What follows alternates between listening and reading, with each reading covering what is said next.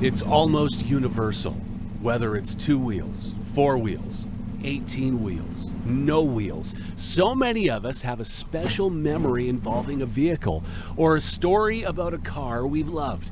Even if you can't tell a crankshaft from a drive shaft, I want to hear the story of the vehicle that moved you. I'm Blake Jackson, and this is Auto-Biography. Next guest on the Auto-Biography podcast, it's Mr. Devin Cooper, son of a motorcycle shop owner and custom car builder. Devin, before picking up a guitar, had an immersion in the world of automobiles, and now he's joined a legacy of country music in Alberta. So please welcome to the podcast, Devin Cooper. Devin, tell us about the vehicle that moved you. Growing up in my dad's motorcycle and hot rod shop, there was a million cars.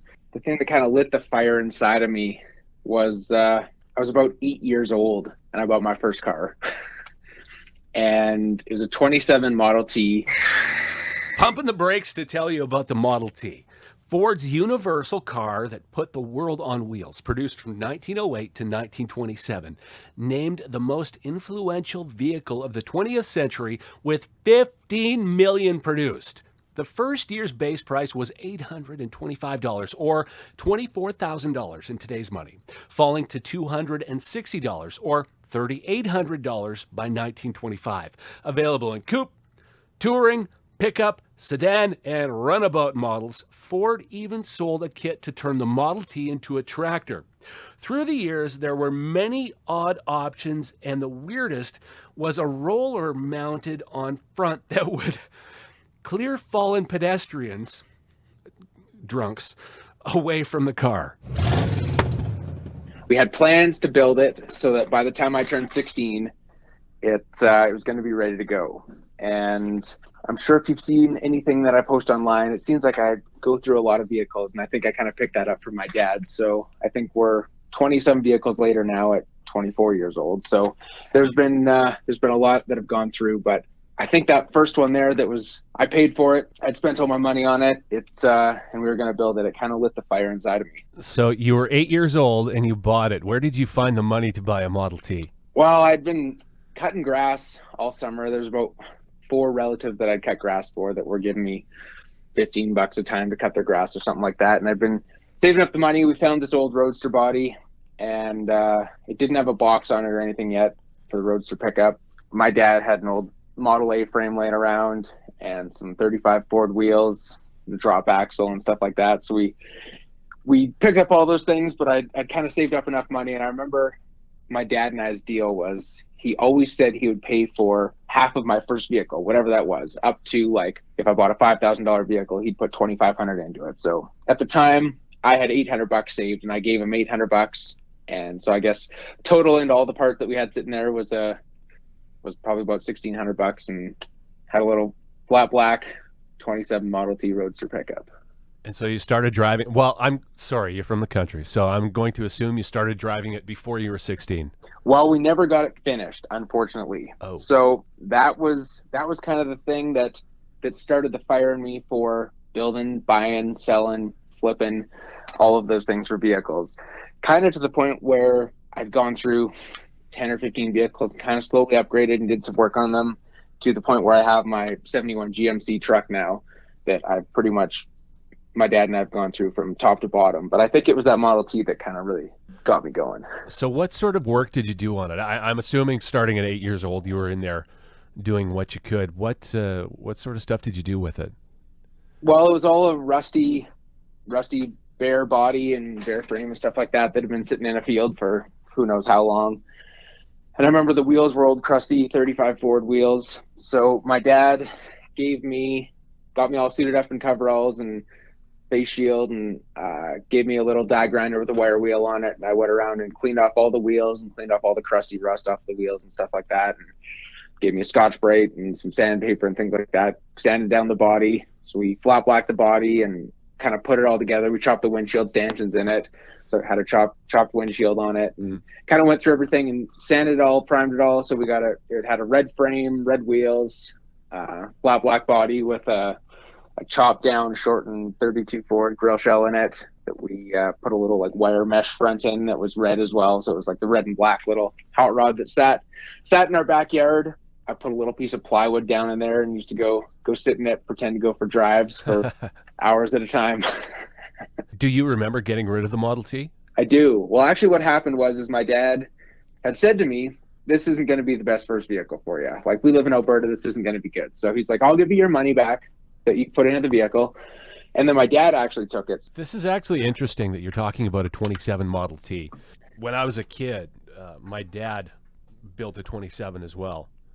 Built the frame for it and whatnot. And so this would have been his birthday. So it's interesting that today of all days, we're talking about a car like that. I remember when I was 6 years old and someone came to buy it. And so I was watching this stranger load up the Model T, which I just assumed was mine, onto the back of this trailer. And, Dad with a stack of cash. The touring musician now, how do you get around? I drive my truck a lot. In the past 3 summers, I've put close to 30,000 miles on my truck. Took it out to Kelowna in summer 2019 for some shows, and been out to Saskatoon a couple times with it for the CCMAs. And it's been a big part of my main mode of transportation, I'd say. But I also have another little Chev HHR car that back seats all fold down. It's great on gas. Hauls a bunch of gear. Incognito. Nobody notices you. I think probably the craziest thing I've ever seen on the road was actually like a month ago. I was on my way to a gig. I was coming from up north back down to Calgary. It was between like Olds and Didsbury or something. And this motorhome came ripping across one of those side roads to the highways that are just like the gravel roads that kind of cross the highway, and ripped onto the middle of the road in front of everybody, pushed the car in front of me off the road. I had to slam on my brakes, swerve out of the way. This motorhome went sideways, swerved on the road, managed to get going straight down the road. And as we're right behind the motorhome, 7 cop cars rip off the side road behind it and chase it down and managed to coast it off the side of the road and kind of barricade him in, and then ripped him out of the motorhome while we were all like sitting there in our cars going 10 kilometers an hour behind us watching it happen. Was it Heisenberg from Breaking Bad or something like that? Literally, that's what I thought. I saw this guy standing outside of the motorhome, and that's all I'm going to need to say. Is like, I was like, I think that's a meth lab on wheels. Was he standing in his gotch or something like that? He was in a very baggy, extremely dirty white t-shirt and very baggy shorts, and his hair was all over the place. And I don't even want to know what's happening inside that motorhome. But that's probably one of the craziest things I've ever seen on the road in general. And it just happened to be on the way to a show. So what's happening musically? What's up next for you? We've been in the studio kind of the past year. While we were not touring, it gave us a good break to kind of go through all the songs that I've written over the past couple of years. There's over 200 songs we picked through to kind of narrow down my top 20, I would kind of say. And then from there, we've picked 4 so far that we've recorded. They're done, mastered. 2 of them have come out, which are my first 2 singles this year. Good Things that came out in March, and now Country Cliche that just came out a couple weeks ago in July. When I heard Country Cliche, like I was saying, doing the farmer wave at everyone that comes down the road and getting waved back Absolutely. At. Very much like it. Very much waiting for more music from you. And where can we keep up to date on what you're up to? All my stuff is on my my website, www.devincoopermusic.com. Also on all of my social media, Instagram, Facebook, Twitter, at Devin Cooper Music. You can find everything on Spotify and iTunes, Apple Music, Amazon Music, wherever you get your music. But tour dates, everything like that is on my website, as well as posting every day on socials, letting people know what's going on, what's coming up, and what you can expect next. Excellent. Well, Devin Cooper, thanks so much. It's always good to talk to another car guy, another country guy, and best of luck with the tour and the new music coming out, and we'll watch you very closely. Thank you very much. I appreciate that a lot. Thanks for having me. There's Devin Cooper, Central Alberta country musician. It's time for another one. Let's see what this guy has to say about his vehicle. Next guest on the Auto-Biography podcast, a singer-songwriter from Alberta. His latest single, One Man Army, is available everywhere. Cole Malone, Tell us about the vehicle that moved you. Well, yeah, you know what?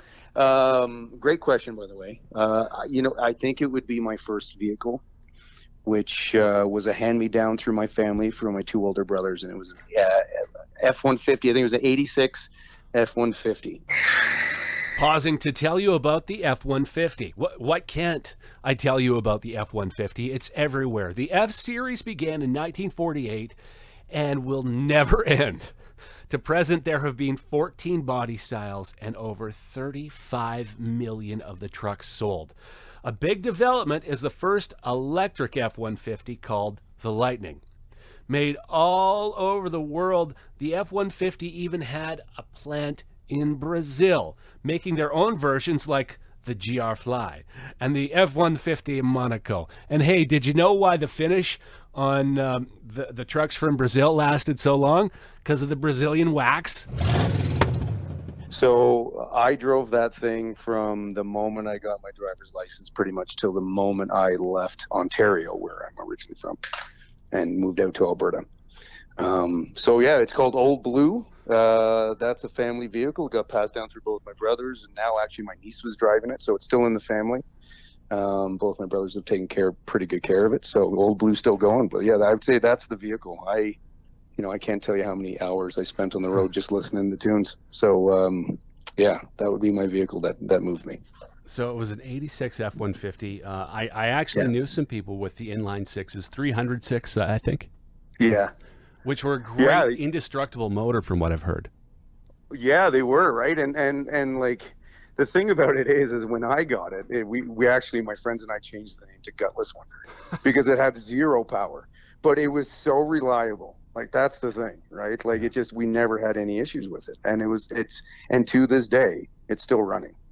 Like, what a great motor, right? So, you know, it didn't have all the horsepower, but it's still going, and it's generations of Malones have drove this truck. So that's amazing. It's kind of like the tortoise and the hare. Yeah, that's exactly it, right? Yeah, the Ford Tortoise. So you got it when you were 16. At what point did you start making music your career? Oh, yeah, probably not until I moved out to Alberta for sure. So that I moved out in 2004. And truth be told, in Ontario, I was a rock musician. So like, I grew up playing rock music and didn't know a whole lot of country to play. Like, I listened to Garth Brooks and all that stuff. But when I got out to Alberta is when I started getting entered into singing competitions, and that started going pretty good. And then 2015 is when I won the Calgary National North Rising Star. And that was the switch. That year, everything changed for me. And to this day, it's still, I'm still doing things that dreams come true. So I would say 2015 was the real switch. And, every year we've had ups and downs, but this has been a good one. I tell you, this has been a good year. So going back to Old Blue, was she with you when you were starting to drive out to gigs? Yeah, actually. I never thought about that, but it took me. What I used to do quite a bit. This is weird, but we'd always go to house parties, right? In high school and stuff. So we'd always go to house parties. But I've always been in love with music. So they used to call me, like, some people call me Music Man. I'm sure they call me other things, Music Kid, whatever. Because I'd always bring my guitar to these parties, and I would play. So that Old Blue and that was kind of the start, right? We'd take the old acoustic I had and go to these parties. And I would play acoustic, and everybody would sit around, and all the girls would sit around, and then my buddies would just kind of do their thing with all the girls, and then at the end of the night, I would go home with my guitar and Old Blue. so yeah, so that's a song. Yep, no, I just thought of that's a song right there. So yeah, that's kind of how that started. But then in college, I was in a rock band called 5 O'Clock Special. So we did some stuff in around Belleville, Ontario. So yeah, it got me to some gigs there. And then after that, I actually I left it back in Ontario when I moved out west. Yeah. And what was the furthest that you ever traveled in your F-150? Another great question. Didn't travel far, I would say, but I traveled a lot between two towns. I had a girlfriend that was going to college in Belleville, Ontario, and I lived in Perth, Ontario, and I did that drive every weekend, sometimes twice a weekend. So I don't even know how many kilometers that is, to tell you honest truth. It's been so long ago. But I did that drive a lot for years, because I went to school after that to Belleville. So yeah, so probably about 3 years I drove that truck back and forth. Yeah, but geez, how many kilometers? My God, Yeah. thousands and thousands. Yeah. So upon getting this 86 F-150, I'm not sure of your exact age or the vintage of what we'd be talking about, but what sort of stereo? I know a lot of kids. That's their first thing. Like the oil change, not important. Yeah. I need tunes. Yeah. Did you soup it up? It sucked. No, it sucked. It was awful. That's what I was laughing. I don't even know what kind of door speakers it had in it. From what I remember, it had, the bass where it sounds like cardboard. Yeah. That type of stuff. Yeah. But when I got a hold of it, that's when like the CD players were starting to get big. And they were, some of them would flip out and they had stuff going all across. So, my dad, who's a mechanic, and both my brothers who were mechanics, but my dad, got this kind of cool CD player through whatever company he was, given a little present for, I guess. And it had a little display on it, and that was it. That's all I had. Yeah. But I had a ton of CDs, so I would just listen constantly. But I can tell you now, my truck now has probably the best sound system you can put in the truck. And what are you driving now? A 2018 Chev Silverado 1500. Pretty simple. Nothing crazy. It's a reliable vehicle, and it's a white one, plain Jane, just like everybody else. There's nothing fancy with this truck other than it's exactly what I need and want. So it does the job. Hey, white is easy to keep clean. I bought a black truck and I hate myself every day. Yeah, right. Yeah. Especially if you have that aspect where you constantly have to keep things clean. It drives you nuts. And you know what? This truck's I've had it 2 years, 2.5, something like that. Still looks great, right? Still looks great. So I love it. And that one has taken me to a lot of gigs. yeah, a lot. So that's your main gig traveling vehicle then? Yeah, you betcha. It depends on the gig because, we have a mutual friend, Jerry Tolan. So hi, Jerry Tolan, because I know you're going to be listening to this.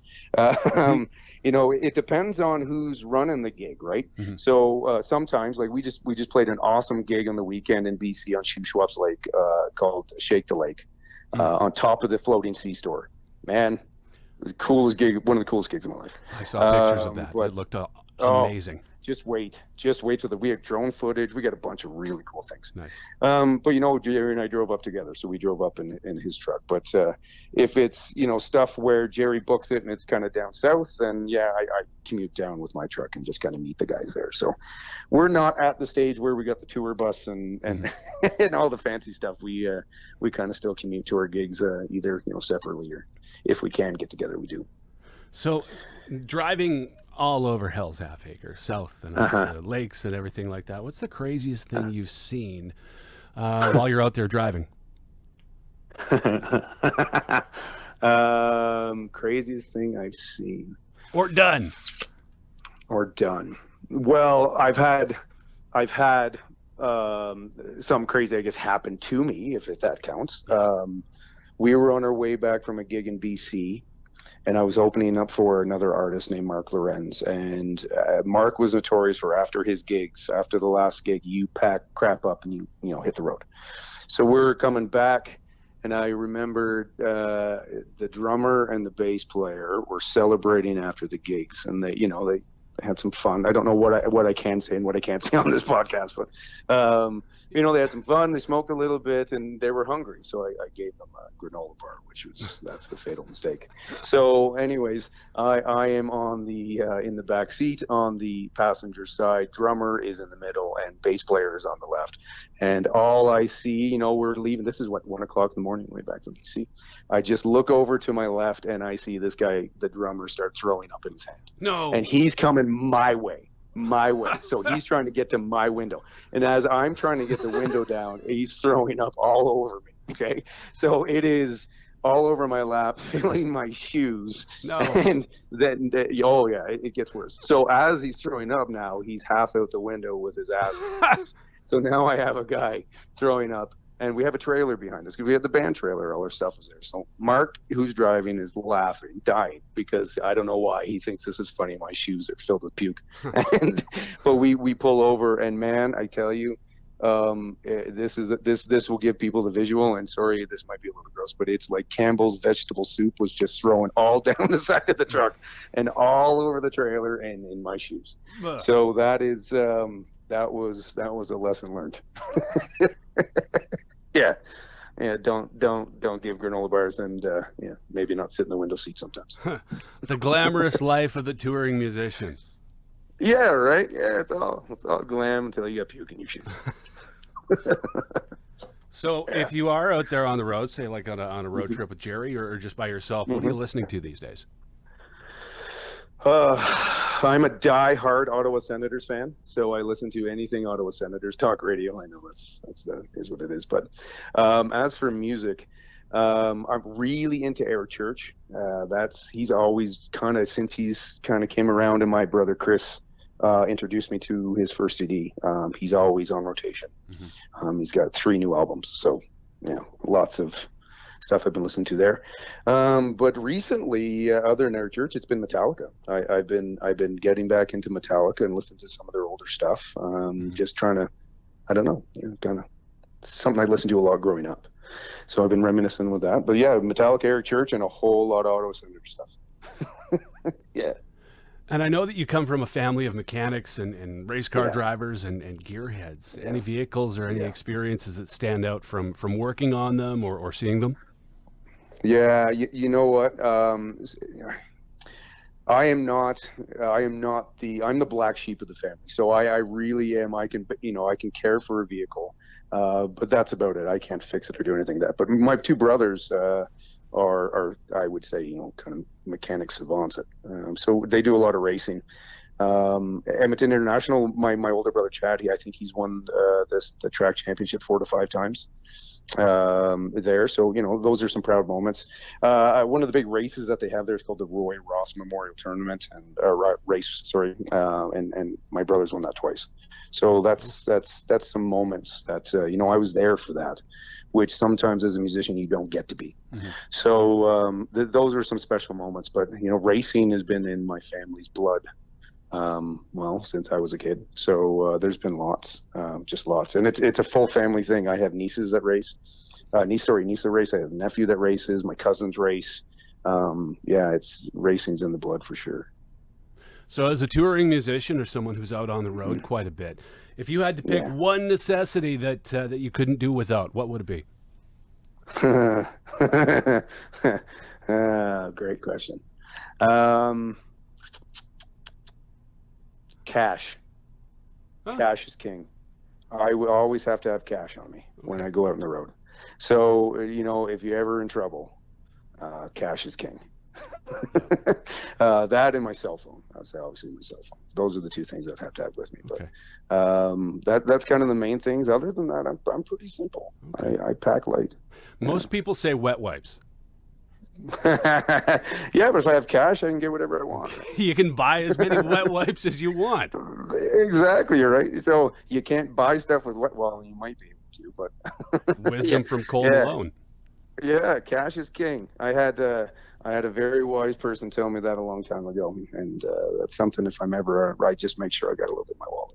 Yeah, very true. So we're hopefully coming to the end of all these restrictions. I hope. Fingers crossed. What's happening musically for you? Yeah, we're coming off a busy summer, so obviously our gig was last weekend, so it's probably going to be a week or 2 where we're down a little bit.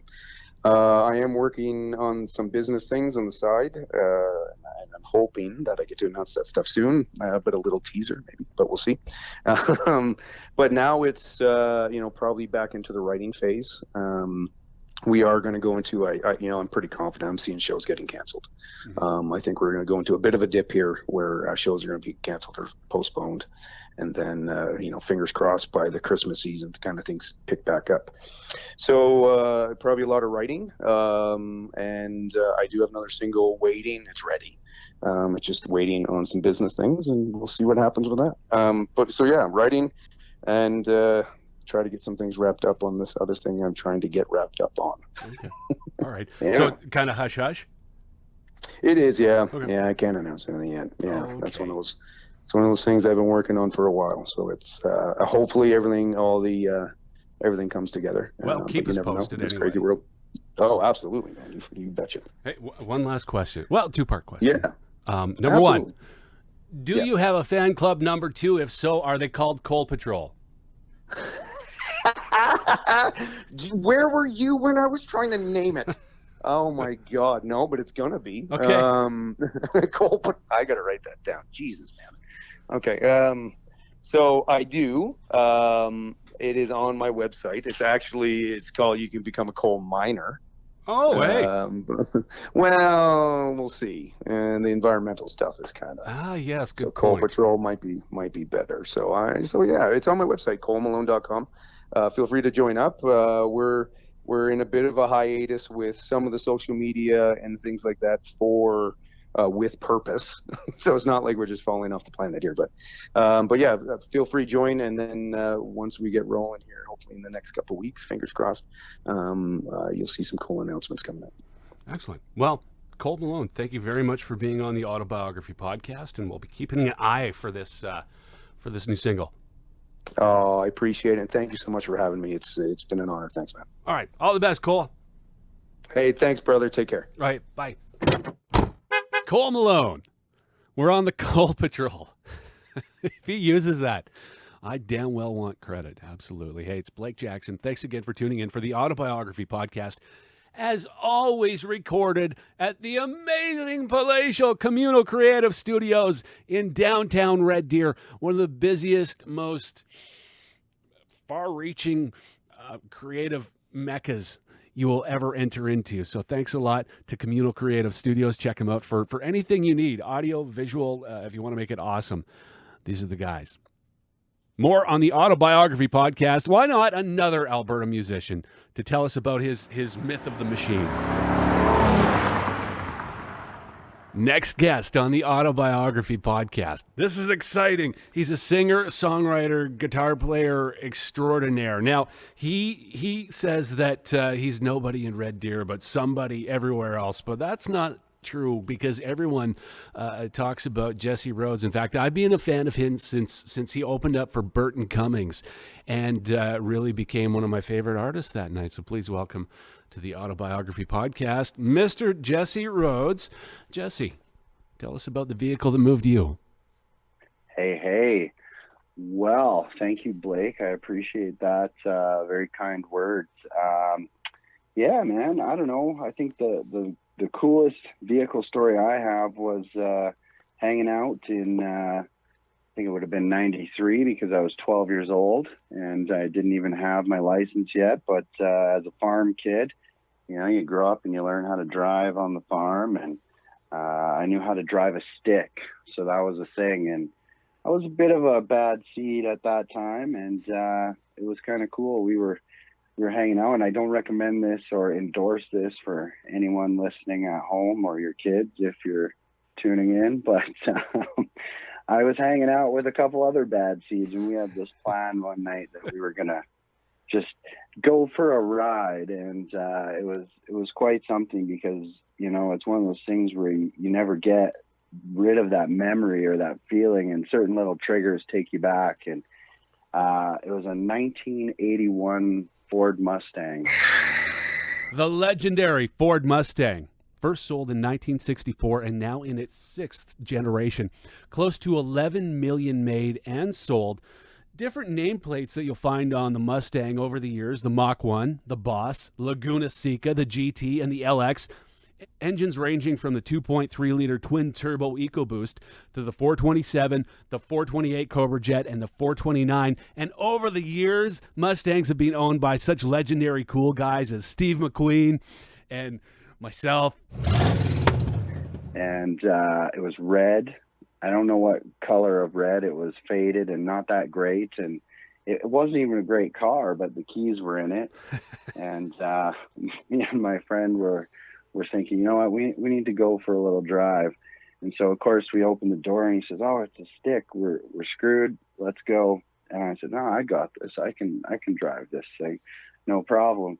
And I'll never forget, we cranked on the key and Nirvana was playing so friggin' loud. The stereo was cranked, and I thought, oh, for sure, this is the middle of the night. You know, somebody's going to wake up. We're busted. It's over. But no, we got in and off we went. And I'll never forget driving down thinking, okay, let's hit a back road. Let's get out of here. And we're driving down the back road, and this is in Raymond, Alberta. So right in the middle of nowhere. And we're driving down the back road, and it started raining. And my friend who was with me, his name was Miles. And he says to me, you know what, man, I really want to learn how to drive this thing. And I said, I'll teach you. And so the coolest thing ever, you know, we're sitting there. I pull over on the side of this gravel road. It's raining. The headlights are on, and you can see the steam in the headlights and the rain coming down. And I just remember getting out and switching sides and getting out and just running my hand along the hood as I'm walking across the front of it. And I thought, you know what, this moment is going to define the rest of my life, because A, I'm either going to get caught and, you know, I'll be in jail, or B, I'm probably going to get caught and I will change what I'm doing in life. And it was a very interesting time. You know, he got in, he drove, and it was like being in a movie. Like, that's what it reminds me of, or that's how I think of it when I remember that night, is just like I'm watching a crazy movie with a crazy story. And you know, we were stupid. We were dumb young kids, and we took that car and we smashed it up, and we did all kinds of dumb things to it. And of course the police found us and, you know, set me on a different path in life. And I figured that I could be just as reckless smashing a guitar as I could with a car. And I felt like that was maybe a better life choice for me. So here we are today. Well, it seems to have worked out quite well, and there's a lot of people glad you took this route. I mean, your family, yourself, and everyone who likes your music, that's for sure. So did you play guitar before all of this happened, or was that something that you decided to pick up?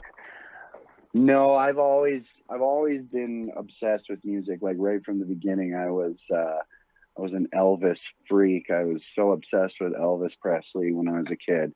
And I just thought, you know, that guy is a rock god. He is just a legend.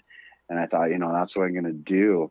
And of course, you know, I tried to work on my best lip imitation and the lip move forever. And then my older sister, who's passed away now, but she had a much different musical taste. And I remember being in the bathroom practicing my lip move in the mirror, and I heard Anthrax, I'm the Man, coming out of her bedroom. And I was like, what the heck is that? You know, and it just kind of drew me into this other life of different musical existence. So it was awakening in many ways. And Elvis took a back seat. And, you know, it was right around that Anthrax discovery where the whole car thing happened. And from there, you know, I kind of sidestepped into the Hendrix and all of that, and just, you know, my whole musical world just became this explosion of literally everything you can think of, and it was amazing. It was awesome.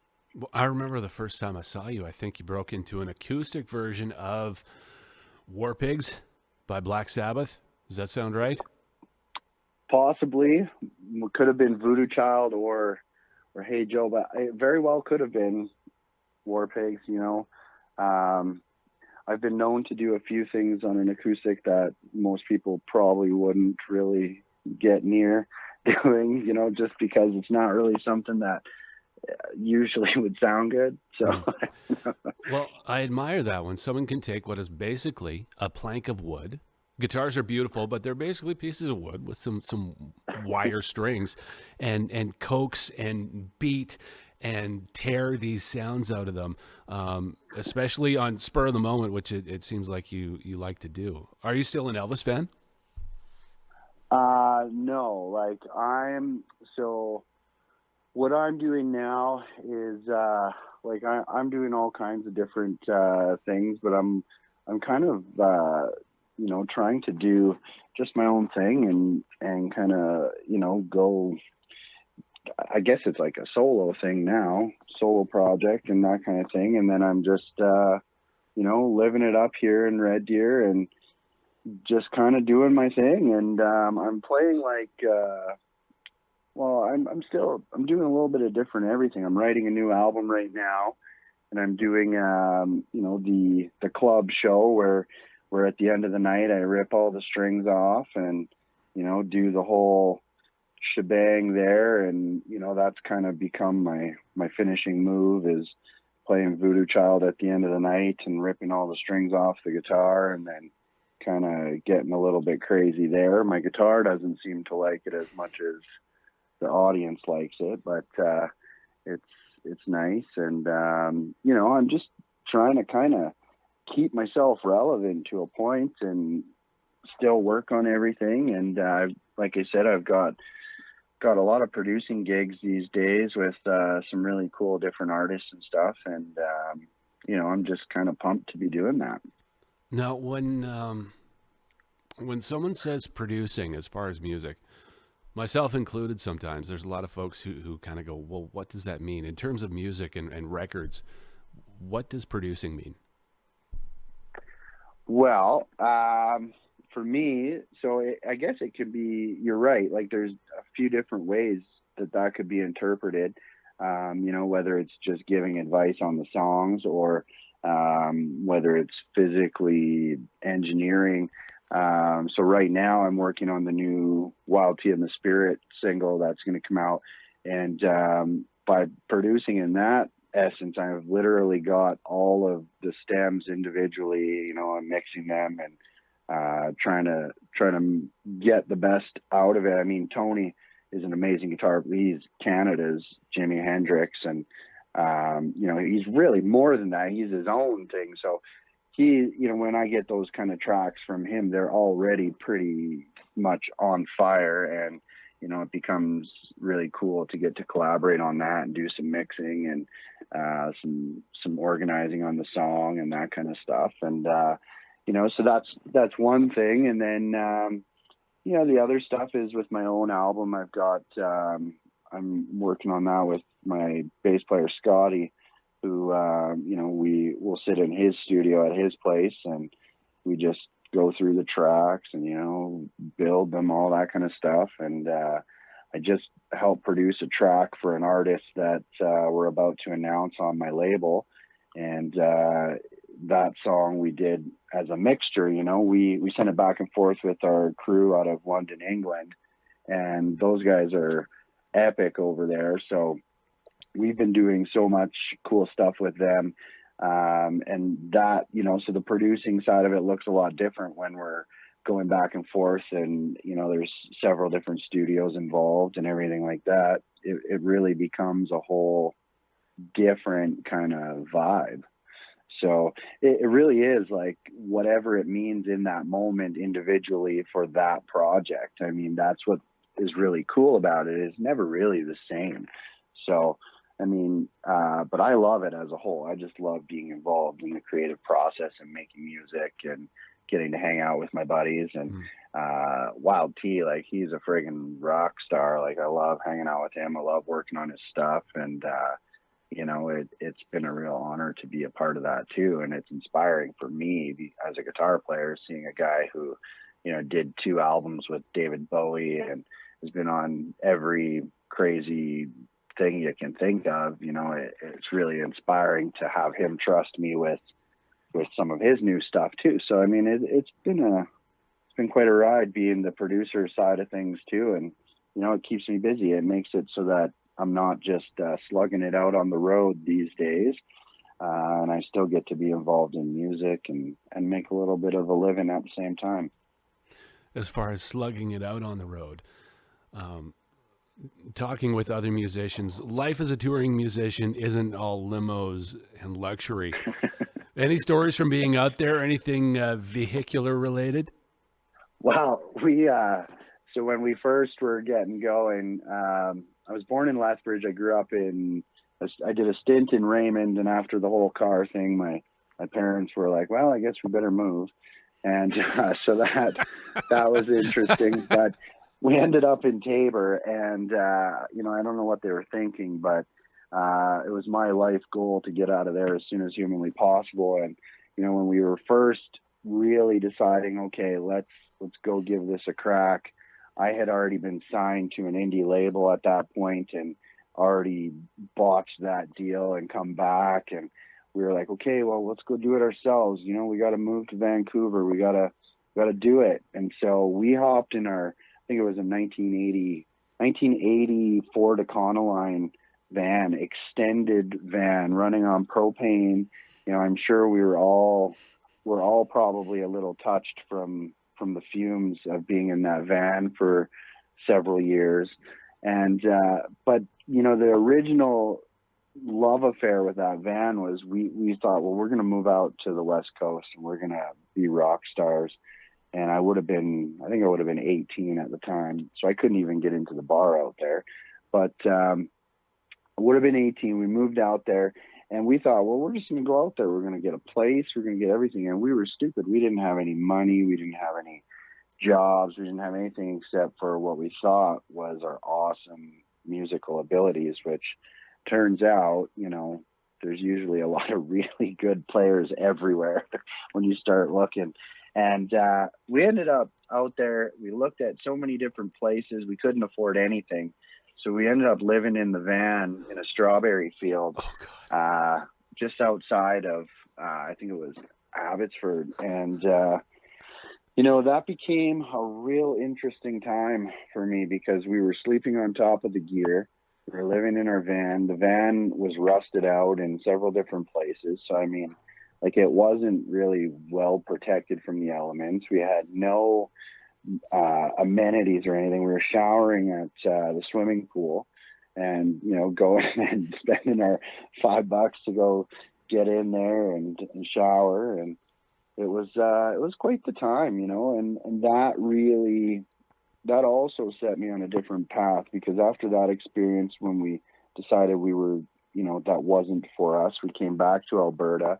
And, we ended up out at a place called the Chicken Coop, which is north of, well, I guess it's a bit southeast of Edmonton. And, that was crazy for us. But that van took us all the way from Tabor, southern Alberta, right across to Vancouver and Abbotsford. And we stayed out there forever, and then all the way back. And I still think that van probably runs and is sitting in someone's backyard somewhere with all of our roach burns and everything else in the seats. And there was only 2 seats because, of course, you have to have the rest of the room for the gear. Yeah. But that was quite the ride back then. We used to put a couch inside there when there was no gear. And so I would always just lay on the couch. It wasn't attached to anything. I would just lay on the couch and they would drive, and away we went. It was good times. Definitely not a limousine. Definitely not a hotel. Definitely not any of that. It was quite an honest and humbling experience to live in a van for a few years while we were trying to make it, Yeah. So, it makes you appreciate what you have and everything that's left to come. Oh, exactly. Now when we get touring's a little differently now. Our drummer Sammy, he's got a nice Dodge Caravan, and it's always well kept, and everything's nice and working. There's seats for everybody. It's all good. But back then we would pack a full PA system into the back of a 97 Astro and, pack it right to the roof, subs, tops, monitors, amps, guitars. And you would be sitting in the back of that thing and just praying, praying that you make it and that they don't crash or whoever's driving doesn't hit the ditch, because, with all that gear in there, you're just sandwiched right in, and it's kind of game over when that kind of stuff happens. So, it's pretty interesting to see how things have progressed in the terms of touring. And I'm pretty fortunate now, just throw my guitar in the van, and usually everything's already at the club and all the backline's supplied. but I don't think you get that without doing several dozen years of the other part, you know. So pay your dues to play the blues. well, yeah, exactly. And sometimes you're paying your dues the whole time. Like Yeah. it's still not all roses and limos and everything by any means. So Never stops. So being out there, whether it's on the actual highway or at a gig, what's the craziest thing you've seen out on the road? oh man, the craziest thing.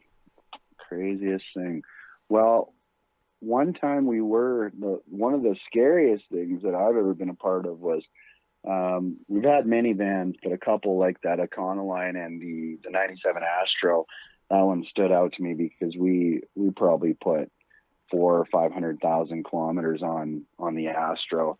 And I'll never forget going to the Paw, Manitoba, and we were on our way up there. It was winter time, and I was sitting in the back, and the guy who normally drives, he was taking a shift in the passenger seat, having a quick nap. And our bass player, TJ, at the time, he was supposed to be driving. But I mean, these trips, man, some of these trips are 8, 9, 10 hours at a time, you know, and you can't stop. You got to get there for the night. So we were driving, and I'll never forget just the feeling of, you know, when you know something's wrong, you're not even awake, but you just know something's wrong. I just remember opening my eyes and seeing all the snow and everything kind of flying over the windshield. He had fallen asleep and put us in the ditch, but because the snow was so deep, you know, it kind of just engulfed us until we stopped because we were on the highway. So, you know, it's one of those things where we're just lucky that the way we kind of cruised into the ditch, when we got out and we looked behind us, you could see there was a solid, you know, a solid trek of that van plowed some snow for sure. And we were just very, very fortunate that there was no damage to the van. Yeah. There was no damage to any of us. The gear was all intact. And within about 10, 15 minutes, there was a couple of farmers there with a tractor. They pulled us out, and we were on our way. They had us on our way. They checked us out, made sure we were all good. And, you know, we were at the show that night, and everybody was happy. And I still look at that time and think, like, you know, if the wheel could have gone any other direction or someone had been coming or anything, you know, we could have had a much different story. And it's just kind of really a miracle that we're even alive, you know. Yeah. You hear a lot of these stories of it going sideways, and that's the only real time where it kind of went real bad, and where I was actually worried that something was going to happen. But the van didn't even take a dent, nothing. Like, it was a real friggin' miracle, to be honest. You know, it was quite insane. And you know, coming from that farm boy background, if you're going to crash anywhere, crash on a back road, because farmers, we love towing people out of the ditch. It's so true. It's something to do out there. I mean, you need to find your own entertainment. Sure, you could take the truck, but just take the tractor out, and you can use the front end loader. Why not? Exactly. So true.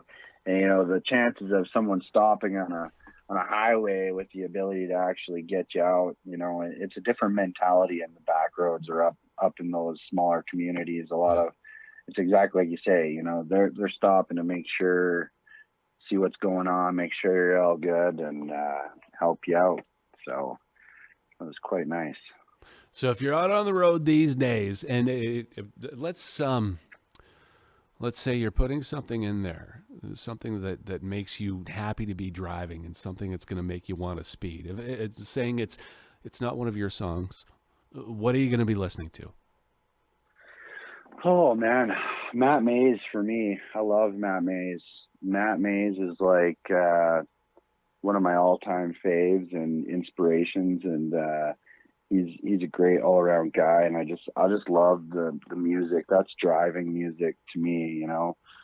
Throw on some of that, or honestly, it's very two-sided for me, because I'm either all about that style of rock, you know, Matt Mays, the hip. that kind of really, really driving kind of style, or I'm listening to, Justin Timberlake or, Billie Eilish, that kind of stuff. My kids are obsessed with, my daughter's obsessed with pop music, so I'm always listening to that. We just cut a version of Olivia Rodrigo's Driver's License with my daughter. Nice. Just for fun. And so I get hooked on all that stuff, and I listen to that. Post Malone, love Post Malone, that kind of thing. And so, yeah, I really do like all music. But if I'm driving, my very first go-to every time, without fail, Matt Mays and probably Terminal Romance. That album is just like aces for me. So you mentioned starting your career in music after a short-lived career in auto theft, and thank God you did. I've been talking to a few people who are thinking about taking up guitar, both young and old, because it's a cool hobby. I was going to say, I thought you were going to say you're talking to a few people taking up auto theft. Well, they should. I'm sure we could find some in Red Deer. Maybe, yeah. Probably not too hard. Well, sorry to interrupt. Oh, hey, I don't know. Maybe I could ask for advice on that. I was going to say, if someone is saying, I really want to take up guitar, I don't want to make this one of these hobbies that I just try for a week or so, then put down. If someone is saying, okay, I want to learn this, could you give some quick, easy, simple advice to help someone really get on the road and stay on the road? You know what?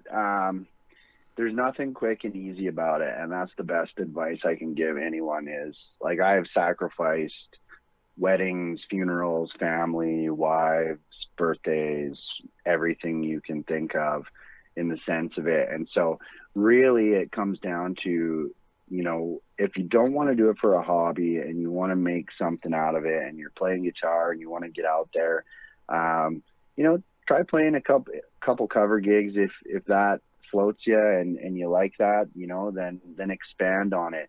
It's a good stepping stone. We cut our teeth like that for probably 10 years playing, and I still play some of those gigs. The difference now is I get to play my originals for 3 sets in a night, as opposed to having to play covers and stuff like that. But honestly, the biggest trick is just commitment. Like, it has to be your first love in that sense of, what you're willing to give. I'm fortunate that I've found my happy balance, but, I'm not proud to say that I've actually sacrificed quite a bit and, that to get to the balance that I have now. But honestly, if you love music and you want to play and that's what you want to do, there's a spot for you. There is absolutely a spot for you. And you get to decide how much of that you want to occupy. And so really it's about, where do you want to go? Where do you want to see yourself? And some decisions. And at the end of the day, if you're having fun and you're getting out there, that's the most important part. The second it becomes, I know this is very cliche, but the second it becomes not fun, you can go work in an office, or you can go work on the rig, or you can go, pump gas or whatever, because that's not fun. That's not fun either. The reason why we are drawn to this is because we have that drive to like get up and it's that exhilaration and that thrill of entertaining and doing it. So, just never lose that. That's what I would say is, if you're feeling that, you're already ahead of the game. You're already doing something. If you are out on the road, I'm always curious about life on the road. You've obviously experienced quite a bit out there. Any practical one-off advice for someone leaving on their first tour? Something they definitely need to pack that you wish you'd thought of? Wipes. Always have sanitary wipes, because I literally had to do it on Sunday. We were coming back from Lake Louise, and we had a gig at 4 p.m., which is a little earlier than normal. And we got to the gig at 3, set up, got our shit done, and boom, I was in the events manager's office, and I was like, oh man, changing. And I'm like, oh, it's just nice to be able to kind of freshen up, wipe down your face, and it makes a world of difference to have wipes, deodorant, and that's a big thing. Like shampoo. If your shaving kit is on point, your life is good on the road. Like, pack a good shaving kit, shampoo, soap, all that stuff. That's because you need it. You need it. Right on. Words to live by. What's that? Words to live by. Well, yeah, if you don't have a good shaving kit on the road, like, you may as well just pack it in. You can get by with the same clothes as last night. You can get by with, forgetting your belt. You can get by with all kinds of stuff. But if you don't have your wipes, your deodorant, some shampoo, your toothpaste is like the devil on the road. It's the one thing where we're always like, if I had reimbursement for every time I had to buy toothpaste at a gig, I could probably fund a whole album just off of that alone. So it's those little things that add up and catch you, and they throw a guy off, and it kind of gets you, it puts you off your game a little bit. So I've learned over the years that the first thing I do when I pack is I make sure my shaving kit has everything that I could possibly need, including some Tylenol for the next morning. Oh, yeah. I like Jagger, Okay. Well, Jesse Rhodes, thanks so much. Thank you, Blake. I appreciate it. And I'm looking forward to the deep dive into the autobiography. Awesome. Right on, man. Take care. Okay. You too. Bye. Cheers. Thank you very much, Jesse Rhodes. We had a lot of Alberta talent on today. Jesse, of course. We had Cole Malone, and we had Devin Cooper. Thank you very, very much, guys. Their music is available everywhere, just like this podcast. And thank you for listening. Tell a friend. Tell everyone you love. Hey, if you're looking to make a friend, tell them about it. And if you've got a story, I would love to hear from you as well. And check us out wherever you get your podcasts from. As always, I'm Blake Jackson. Thanks very much. Until next time, keep your wheels on the road and a tarp on your load.